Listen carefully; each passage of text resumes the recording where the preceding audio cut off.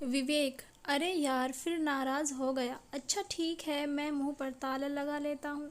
दोनों ऑफिस पहुंचे। विवेक अविनाश का दोस्त तो था, साथ में उसके ऑफिस का मैनेजर भी था। ऑफिस में जाते ही सारे एम्प्लॉयज ने गुड मॉर्निंग सर कहा। अविनाश गर्दन हिलाते हुए अपने केबिन में चला गया, अपने कामों में लग गया। घर पर अपनी बेड पर बैठी रो रही थी। अपनी माँ से बात करने के बाद सुबह से दोपहर हो गई, उसके आंसू रुकने का नाम ही नहीं ले रहे थे। तभी मालविका ने प्लेट में खाना लेकर दरवाज़ा नॉक किया। मालविका, मैम साहब खाना खा लीजिए। अवनी, मुझे भूख नहीं है, वापस ले जाओ, मालविका ने मुड़ते हुए कहा। जी मैम साहब, अवनी ने रोकते हुए कहा। रुको, ऑफिस में खाना भिजवा दिया। मालविका, नहीं साहब ने मना कर दिया था, वो बाहर कामिनी के साथ खाएंगे। अवनी, क्या ऐसा अविनाश ने तुमसे कहा? अच्छा तुम जाओ। मालविका, जी जी मैम साहब। अवनी, कामिनी कामिनी कामिनी, बेशरम, तो उसके मोबाइल पर रिंग क्या? साइड में रखा मोबाइल उठाकर कॉल रिसीव किया। अवनी, हेलो विशाल बोलो, क्यों फ़ोन किया? विशाल, बस ऐसे ही तुम्हारी याद आ रही थी। अवनी, आई एम सॉरी विशाल, मैंने तुम्हारे साथ अच्छा नहीं किया, तुम्हें धोखा दे दिया, अविनाश से शादी कर ली, फिर भी मुझसे नफरत नहीं कर रहे, धोखा देने की वजह से भी नहीं पूछ रहे। विशाल, क्योंकि मुझे पता है अवनी धोखा देने वाली लड़कियों में से नहीं है, ज़रूर उसकी कोई मजबूरी होगी। तुम्हारी शादी हो गई है तो क्या क्या हम दोस्त भी बने नहीं रह सकते? अवनी, रह सकते हैं। अच्छा विशाल, मेरे घर में सब ठीक तो है ना? विशाल, हाँ सब ठीक है, तुम्हारे अनिरुद्ध भैया बखूबी जिम्मेदारी निभा रहे हैं। अवनी, थैंक यू विशाल, मुझे घर के हाल खबर देते रहना। विशाल, ओके चलो फ़ोन रखता हूँ, बाय। अवनी, बाय। अवनी ने फ़ोन काट कर मोबाइल साइड में रखा। घर के हाल खबर मिलने खुश हो गई, मुस्कुराते हुए हॉल में चली गई। खाना खाने अविनाश अपने ऑफिस के केबिन में बैठा था, तभी कामिनी बिना पूछे सीधे अंदर चली आई। अविनाश देखते ही बोला। अविनाश, कामिनी, तुम्हें नोक करके आना चाहिए था। कामिनी हंसते हुए बोली। अविनाश, तुम भी ना कैसी बातें कर रहे हो? मैं क्यों लॉक करके आऊँ? मैं क्यों दरवाज़ा नॉक करूँ? आज सुबह का रोमांटिक सीन भूल गए क्या? कामिनी अविनाश की ऊपर छुपते हुए बोली, जो कुर्सी पर टेक लगा कर बैठा था। दोनों की आंखें एक दूसरे को देख रही थी। अविनाश को गुस्सा आ गया। उसने गुस्से से कहा, अविनाश, मैं तो नहीं भूला। कामिनी, तुम शायद भूल गई, हम लोग नाटक कर रहे हैं बस अवनी को तकलीफ पहुंचाने के लिए। एक बात अच्छे से समझ लो, मैं कभी तुमसे प्यार व्यार नहीं कर सकता, ओके? इसलिए मेरे करीब तभी आया करो जब अवनी मेरे पास हुआ करे। हर जगह बेशर्मों की तरह चिपका मत करो, समझी? तुम्हें मेरा साथ देना है तो दो, नहीं तो मैं किसी और से ये काम करवा लूँगा। कहते हुए उसने चेयर से कोट उठाया, ऑफिस से निकल गया। उसके पीछे कामनी भी ऑफिस से निकल गई। अविनाश की कार जाते देख गुस्से में बोली, कामनी, मुझे पता है अविनाश तुम मुझे पसंद नहीं करते, लेकिन मैं तो करती हूँ। पिछली बार मेरा प्लान तुम्हें पाने का आधा ही कामयाब हुआ, उसी का नतीजा है जो अवनी तुम्हारी बीवी बन गई। मेरे सारा खेल खराब कर दिया, लेकिन इस बार मैं तुम्हें पाकर रहूंगी हर हाल में। अविनाश घर पहुंचा। अवनी कमरे में बेड पर बैठी नोवेल पढ़ रही थी। अविनाश के कमरे में आते ही बुक साइड में रखकर खड़ी हो गई। तब अविनाश बोला, अविनाश, अरे अवनी उठ क्यों गई? कमाल है, तुम्हारा पति रूम में आया, तुम बाहर जा रही हो। अवनी, मुझे कमरे के बाहर भी बहुत काम है, अवनी कहते हुए दरवाजे की ओर मुड़ी। तभी अविनाश ने गुस्से में उसका हाथ पकड़कर बेड पर पैर की तरफ बिठाया। खुद बेड के सिरहाने टेक रखकर अपने जूते वाले पैर अवनी की गोद में रख दिए। मुस्कुराते हुए अवनी गुस्से में, ये क्या बदतमीजी है? अविनाश, पैर नीचे करो। अविनाश, ओ हेलो, इतनी जल्दी शर्त मत भूलो, और वैसे भी तुम्हारा पति हूँ, पति की सेवा करना पत्नी का धर्म होता है। चलो मेरे जूते उतारो, और बहुत पेन भी कर रहे हैं तो दवा भी देना। अब देख क्या रही हो, उतारो। अविनाश बहुत तेज गुस्से में बोला, जो बाहर तक आवाज़ गई। अवनी सुबह की तरह फिर डर गई। चुपचाप उसने अविनाश के जूते उतारे, आंखें नीचे करके उदास मन लिए पैर दबाने लगी, जिसे देख अविनाश की मुस्कुराहट दोगुनी हो रही थी। अविनाश, तुम्हें अपने पैरों पर गिरा कर बहुत अच्छा लग रहा है। अवनी उसकी बातें सुनकर भी अनसुनी करके सिर नीचे किए हुए पैर दबाने में लगी थी। अविनाश ने लैपटॉप उठाकर अपनी गोद में रखा। काम करने के लिए थोड़ी देर बाद खुद अवनी का चेहरा देखकर पैर हटा लिया। वो उठकर वहां से चली गई। अवनी के बाहर जाने के बाद अविनाश ने लैपटॉप साइड में रखा, बाथरूम में चला गया। शावर लेने ऑन करके उसके नीचे खड़ा हो गया। दीवार पर हाथ रखकर काफी देर तक पानी में भीगता रहा, कुछ सोचते हुए। तभी किसी के चीज गिरने की आवाज आई। कान में आवाज पड़ते ही अविनाश का ध्यान भंग हुआ। उसने हैंगर से टॉवल उठाकर लपेटा, बाहर आया, देखने कमरे में अवनी थी। अविनाश के लिए कॉफी लाई थी। कॉफी टेबल लाइट के पास रखते हुए वहां रखी। अविनाश की बहन निशा की तस्वीर हाथ लगने से नीचे गिर गई थी। गिरने से तस्वीर में पर लकीर बन गई। अविनाश ने तुरंत तस्वीर उठाई, अवनी के उठाने से पहले। अवनी तस्वीर गिरने से घबरा गई। अब तो अविनाश छोड़ेगा नहीं उसे। और सच में अविनाश के गुस्से का पारा चढ़ गया। उसने छूटते ही अवनी के गाल पर थप्पड़ जड़ दिया। जड़ता ही चला गया। गर्दन पकड़कर दीवार से लगाकर मसकने लगा। अविनाश, अंधी हो गई, दिखता नहीं है मेरी बहन को कितनी तकलीफ हुई। तुम्हें अंदाजा भी है? अविनाश इतनी जोर से चिल्लाया कि बाहर हॉल के सारे नौकर देखने कमरे में आ गए। गला दबाते देख सारे नौकर अवनी को छुड़ा रहे थे, लेकिन अविनाश पर तो मानो भूत सवार हो गया था। क्या सोचेंगे उसके बारे में, उन सब की फिक्र ना करते अवनी के गले को दबाने में लगा रहा। तब नंदू काका और मालविका ने जबरदस्ती करके छुड़वाया। अविनाश को दूर धक्का दिया। मालविका, मैम साहब आप ठीक हैं? अवनी ने संभालते हुए कहा। मालविका ने तुरंत पास में रखे जग से पानी दिया। अवनी को अविनाश गुस्से में उठा कर, नंदू काका साहब आप क्या कर रहे हैं? कोई इतना बुरा बर्ताव कैसे अपने जीवन साथी के साथ कर सकता है? अविनाश, ओ शटाप, तुम दोनों की हिम्मत कैसे हुई मेरे कमरे में आने की? मुझे तहजीब सिखा रहे, मुझे अपनी पत्नी के साथ कैसा बर्ताव करना चाहिए। तुम लोगों को इतना भी नहीं मालूम, किसी पति पत्नी के कमरे में बिना बुलाए नहीं जाया जाता। ये मेरी पत्नी है, मैं इसके साथ कैसा भी बर्ताव करूं, ये हमारा आपसी मैटर है। अभी निकलो यहाँ से, नहीं तो मैं तुम लोगों को नौकरी से निकाल दूंगा। अविनाश के कहने पर भी दोनों नहीं जाते। अविनाश, सुना नहीं तुम लोगों ने? अवनी दोनों को धीरे से कहती है, आप दोनों बाहर चले जाइए। अविनाश बिल्कुल ठीक कह रहे हैं, ये हमारा आपसी मसला है, प्लीज चले जाइए। दोनों रूम से निकल गए। दोनों के जाते ही अविनाश ने दरवाजा बंद किया। अवनी अभी भी दीवार से चिपकी खड़ी थी। अविनाश ने गुस्से के डर से ऊपर से लेकर नीचे तक हिली हुई थी। उसकी आंखों में आंसू भर आए। अविनाश के पास आते ही रोने लगी। अविनाश ने उस पर हाथ उठाने के लिए आगे बढ़ाया। अवनी ने डर के मारे आंखें बंद कर ली। उसने हाथ उठाने की वजह अपनी हाथ दीवार पर रख दिया। कान के पास आकर बोला, अविनाश, जी करता है अभी इसी वक्त तुम्हारी जान ले लूं। इतना सुनते ही अवनी ने आंख खोली। घबराते हुए उसकी आक्रोश भरी नजरों को देखने लगी। अविनाश, आज के बाद मेरी बहन की तस्वीर को हाथ भी लगाया तो अच्छा नहीं होगा। और हाँ, लेकिन इसका मतलब ये नहीं कि तुम्हें इस गलती की सजा नहीं मिलेगी। तुम अभी से पिछले 1 हफ्ते तक घर के सारे काम करोगी बिना किसी की सहायता से। मेरी आंखों के सामने चलो, निकलो यहाँ से। अविनाश ने गुस्से में दीवार से हाथ हटाया। अवनी रोती हुई दरवाजे की ओर बढ़ी। तभी अविनाश ने गुस्से में वापस बुलाया, अविनाश रुको, कबर्ड से मेरे कपड़े निकालो। अवनी ने आंसू पोंछकर कबर्ड से कपड़े निकाले। किचन में चली गई। किचन में जाते ही रोने लगी। नंदू काका और मालविका वहीं खड़े चुप करा रहे थे। मालविका, मैम साहब, पूछना तो नहीं चाहिए, लेकिन क्या करूं, आप इतनी अच्छी हैं कि आपको तकलीफ मुझसे देखी नहीं जा रही, इसलिए पूछ रही हूँ। अविनाश साहब आपके साथ ऐसा बर्ताव क्यों करते हैं?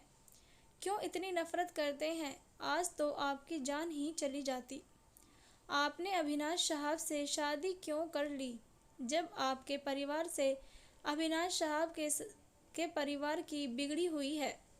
अवनी, मालविका प्लीज इस बारे में कोई बात नहीं करना चाहती। मालविका, क्यों नहीं करना चाहती? इतना रोज घुट घुट कर जीना, जुल्मों को सहना, अपने पति को दूसरी औरत के साथ देखकर कैसे सहन करती हो?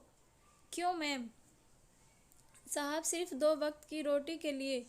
2 वक्त की रोटी तो जानवर भी खा लेता है, बिना किसी गुलामी के। मालविका, मैंने कहा ना, मुझे इस बारे में कोई बात नहीं करनी। बस इतना समझ लो, मेरी मजबूरी है। उस मजबूरी के खातिर मैं हर दर्द सहने को तैयार हूँ। रात का खाना बन गया है, तुम लोग भी अपने घर जाओ। नंदू काका, जी बहुरानी, अपना ख्याल रखिएगा। नंदू काका और मालविका अपने घर के लिए दरवाजे से बाहर निकले, तभी कामिनी की कार उनके सामने आकर रुकी। कार से निकलकर उन दोनों के बगल से गुजरी तो मालविका ने नंदू काका से धीरे से कहा, मालविका काका, आ गई चुड़ैल, इसकी कमी रह गई थी। कामिनी ने सुनते हुए कहा, आयु क्या तुमने? मालविका, कुछ नहीं मैडम, हम तो तारीफ कर रहे थे। कामिनी कुछ और कह दी। दोनों तेज कदमों से आगे बढ़ गए। कामिनी गुस्से में अंदर गई और सीधे हॉल में आई। अवनी वैसे भी दुखी थी, कामिनी को देखकर और मायूस हो गई। दूसरी तरफ से अविनाश अपने कमरे से गुस्से में बाहर आया। कामिनी को देख मुस्कुराते हुए बोला, अविनाश, आ गई कामिनी, जो मैंने मांगा है वो लेकर आई हो? कामिनी, हाँ लाई हूँ। तो कहाँ पीना चाहोगे, अपने रूम में या यहीं हॉल में? कामिनी बैग से विस्की की बोतल दिखाते हुए बोली, अविनाश, मेरे रूम में। वैसे भी आज सुबह से मूड खराब है। वैसे भी मुझे इसकी ज़रूरत थी। चलो आओ कमरे में। अविनाश जाकर कामिनी का हाथ पकड़कर उसे कमरे में ले गया। अवनी की नज़र नीचे थी, लेकिन झुकी नज़रों से उसे ही देख रही थी। जाते हुए कमरे में पहुंचते ही अविनाश ने कामिनी को सोफे पर बैठने को कहकर उसके हाथ से बोतल लेकर 2 गिलास में ड्रिंक करी। एक कामिनी को पकड़ाया, एक खुद ने पकड़ा। गुस्से के मारे एक ही बार में गिलास खाली कर दिया। कामिनी समझ गई, आज तो गुस्सा सिर चढ़ा है। क्या बात है अविनाश, आराम से पियो, इतना गुस्सा क्यों आ रहा है? अविनाश, आ रहा है बस, मैं तुम्हें बताना जरूरी नहीं समझता, और मुझसे दोबारा सवाल करना भी मत। कहते हुए उसने पूरी बोतल अपने मुंह से लगा ली। कामिनी अपना एक गिलास खत्म करती उससे पहले अविनाश ने पूरी बोतल खत्म कर दी। पीने के बाद बोतल हाथ में लिए बेड पर रखी अपनी बहन की टूटी तस्वीर उठाकर साइड में टेबल लाइट के पास खड़ी कर दी। एकदम शांत होकर बहन की तस्वीर देखता रहा। कामिनी अपने मन में कहते हुए, लगता है अविनाश को अपनी बहन की याद आ रही है। अच्छी बात है, जितना याद करेगा उतना अवनी से नफरत करेगा। थोड़ी देर में अविनाश को नशा चढ़ गया। अपनी बहन को याद करते हुए नशे में सो गया। ये भी नहीं देखा पैर किधर जा रहे हैं, हाथ किधर हैं। कामिनी, अविनाश, अरे ये तो सो गया, मैं यहाँ बस ड्रिंक लेकर बैठने आई थी। वैसे अच्छा ही है, क्यों ना अपना काम किया जाए। एक तो अविनाश के साथ सोते हुए फ़ोटो लेनी चाहिए। कामिनी खुश होते हुए अपना मोबाइल निकालती है पर्स से फ़ोटो खींचने के लिए। जैसे ही अविनाश के बगल में बैठने को होती है, अवनी कमरे के अंदर आती है। उसे देखते ही कामिनी दूर हट जाती है। अविनाश को सोता देख अवनी कामिनी के पास आकर बोली, अवनी, अविनाश तो ड्रिंक करके सो गया, तुम यहाँ क्या कर रही हो? अपने घर जाओ और हो सके तो ज़रा संभल जाओ। अविनाश एक शादीशुदा मर्द है, उसके साथ अफेयर करना तुम्हारे लिए और अविनाश के लिए ठीक नहीं होगा। कामिनी, अवनी, तुम मुझे मत सिखाओ क्या सही है क्या गलत, और मैं अविनाश को नहीं छोड़ने वाली। मैं तुम्हारे आने से पहले से उससे प्यार करती हूँ। जाना है तो तुम क्यों नहीं चली जाती? अविनाश को डिवोर्स दे दो। अवनी, मेरे बस में होता तो ज़रूर दे देती, लेकिन ये मेरे हाथ में नहीं है। मैं उसे डिवोर्स नहीं दे सकती, इसलिए तुम अविनाश की ज़िंदगी से निकल जाओ, समझी? कामिनी अभी तो फिलहाल मैं जा रही हूँ, लेकिन जल्द हमेशा के लिए इस घर में आऊँगी। कहते हुए कामिनी अपने घर के लिए निकल गई। कामिनी के जाते ही अवनी ने घर का दरवाज़ा लगाया, वापस कमरे में आई। नशे में पड़े अभिनाश के पैर को उठाकर बिस्तर में करके कंबल सीने तक डालकर वहीं बेड के पास बैठ गई। अभिनाश को अवनी ने ठीक से बेड पर लिटाकर खुद भी सोफे पर जाकर भूखी ही सो गई। अगली सुबह अवनी जल्दी उठ गई। उसे जल्दी उठने की आदत थी। घर के सारे काम बखूबी आते थे। अपने घर में अक्सर जल्दी उठकर माँ के साथ काम में हाथ बंटवाती थी। अभिनाश ने जो रात में उसे सारे काम करने की सज़ा सुनाई थी, वो उसके लिए कोई ज़्यादा बड़ी बात नहीं थी। घर के काम करना तो वैसे भी उसे पसंद था।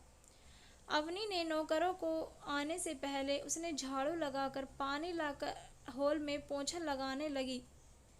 अभी बेचारी पोंछा लगा ही रही थी कि अभिनाश चिल्लाता हुआ सीढ़ियों से उतरते हुए आ रहा था। अभिनाश, अवनी, अवनी।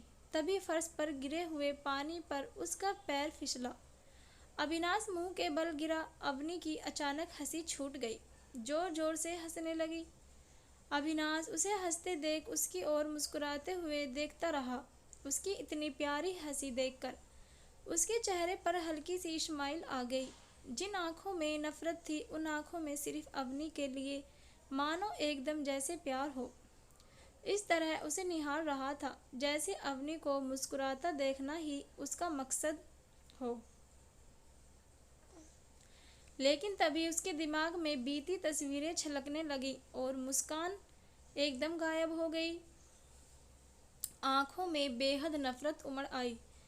चेहरे पर तमाम गुस्सा झलक पड़ा। अवनी को हंसते हुए ध्यान उसकी ओर गया तो उसने हंसी रोक आंखें नीचे कर ली। अभिनाश उठकर पास आया। अभिनाश आंखें दिखाकर चिल्लाते हुए, मैंने तुम्हें मना की थी ना मेरी बहन की तस्वीर को हाथ मत लगाना, तो तुम्हारी हिम्मत कैसे हुई उसकी तस्वीर उठाने की? कहाँ रखी है, जल्दी दो। अभिनाश ने कसकर हाथ पकड़ते हुए अवनी जिससे एकदम डर गई।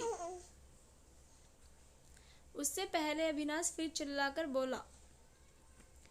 कुछ बोलती अभिनाश सुना नहीं। मुंह में दही जमा रखा है या मौन? अवनी, वो अभिनाश, क्या वो? जल्दी बोलो, नहीं तो तुम्हारी जान ले लूँगा। अवनी डरते हुई अटक अटक कर बोलने जा ही रही थी कि विवेक वहाँ आ पहुँचा। दोनों को इतना करीब देखकर अवनी का हाथ अभिनाश के हाथ में देखकर गला खंगालते हुए बोला। उसे देखते ही अभिनाश ने हाथ छोड़ा। विवेक ने छेड़ते हुए कहा, विवेक, सॉरी अभिनाश, मैं हमेशा रॉन्ग टाइम पर आ जाता हूँ यार, कम से कम दरवाज़ा तो लॉक कर लिया कर। अभिनाश, मैंने तुझे कितनी बार कहा है, मुझे बकवास पसंद नहीं है, सिर्फ काम की बात किया कर मुझसे। अच्छा बोल, इतनी सुबह सुबह यहाँ? विवेक ने तस्वीर अवनी को पकड़ाते हुए कहा। हाँ, वो मैं निशा की तस्वीर लेकर आया था बनवा कर। कल रात अवनी भाभी ने मुझे फ़ोन आया था, तस्वीर ठीक करने को दी थी। मेरे दोस्त का स्टूडियो है तो उससे मैंने कल रात में ही बनाने को कह दिया था और ले आया। देख लीजिए भाभी, ठीक है ना? तस्वीर देखकर अभिनाश का गुस्सा अवनी के प्रति थोड़ा कम हुआ। कुछ पल के लिए विवेक की बात खत्म होती अवनी के हाथ से तस्वीर ले ली, कमरे में चला गया। अवनी, थैंक यू विवेक भैया, आप बैठिए, मैं चाय बना देती हूँ। विवेक, हाँ भाभी, चाय बना दीजिए। और ये क्या कर रही हैं? ये काम नौकरों का ही है। अवनी, क्यों मैं नहीं कर सकती? ये मेरा भी तो घर है और अपने घर में झाड़ू पोछा करने में कैसी बुराई? विवेक, कोई बुराई नहीं है, लेकिन जब नौकर हैं तो आप क्यों? भाभी छोड़िए